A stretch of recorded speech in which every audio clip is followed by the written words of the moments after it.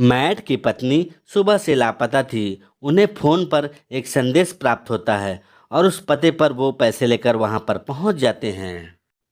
अपहरणकर्ता ने दो और महिलाओं का अपहरण कर लिया था और वो उनसे कहता है कि इनमें से एक आपकी पत्नी है। आपको अंदाज़ा लगाना है कि इनमें से आपकी पत्नी कौन सी है। अगर आपने सही अंदाज़ा लगा लिया तो आपकी पत्नी बच जाएगी। तो दोस्तों, क्या आप तीनों को देखकर अंदाज़ा लगा सकते हैं कि इनमें से मैट की पत्नी कौन है? ए वाली, बी वाली या फिर सी वाली?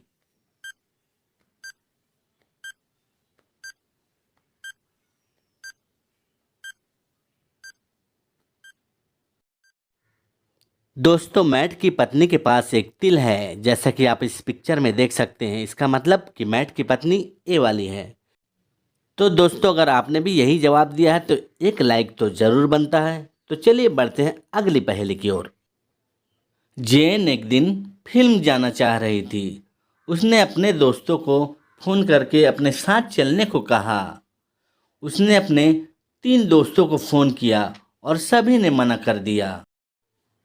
एमिली ने कहा कि वह पहले से ही अपने दोस्तों के साथ एक वाटर पार्क में है और उसने एक तस्वीर भेजी। सोफी ने कहा कि उसे अपनी बेटी को डांस क्लास ले जाना है और उसने भी एक तस्वीर भेजी।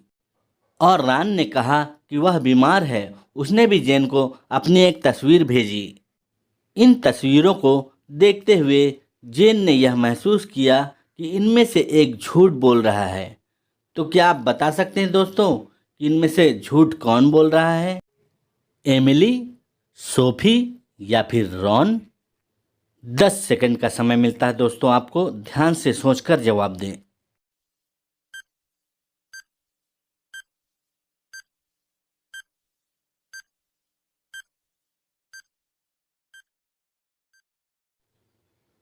दोस्तों, रॉन झूठ बोल रहा है। रॉन ने जेन को बताया कि वह बीमार है, लेकिन वह एमिली के साथ वाटर पार्क में है, जैसा कि तस्वीरों में आप स्पष्ट देख सकते हैं। तो चलिए अगली पहेली देखते हैं। मेहुल छत पर हवा का आनंद ले रहा था। थॉमस अपने लॉन में पार्टी कर रहे थे। बहुत तेज आवाज आ रही थी, इसलिए मेहुल अपने घर चला जाता है और जाकर सो जाता है। और अगले दिन मेहुल को पता चलता है कि थॉमस की हत्या हो गई है। वह भी थॉमस के घर जाता है और वहां उन्हें वह फर्श पर मृत पाता है। घर में काफ़ी गंदगी थी। ऐसा लग रहा था कि मिस्टर थॉमस का अपने हत्यारे से झगड़ा हुआ था। उन्होंने कल रात की पार्टी से सभी लोगों को बुलवाया। सभी लोगों ने कहा, श्री थॉमस कल बहुत ज़्यादा शराब पिए थे और सभी से झगड़ा कर रहे थे, इसलिए सभी लोग वहाँ से चले गए। हमने उनकी हत्या नहीं की।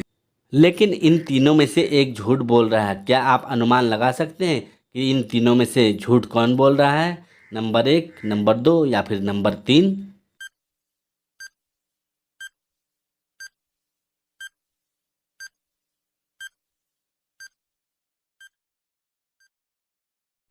मिस्टर थॉमस के दीवार पर खून के धब्बे थे और तीसरे नंबर के आदमी के सर में चोट लगी हुई है और उसके सर में भी खून के धब्बे हैं। और जब दोनों के धब्बों का मिलान किया गया तो पता चला कि कातिल तीसरे नंबर का ही आदमी है और उसे गिरफ्तार कर लिया गया। चलिए अगली पहेली देखते हैं।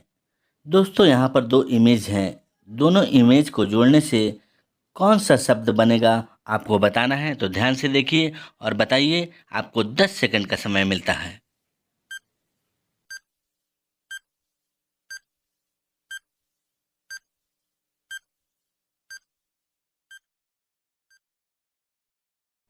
तो दोस्तों, वो शब्द है पत्रकार। जी हाँ, इन दोनों पिक्चरों को जोड़ने से पत्रकार शब्द आएगा।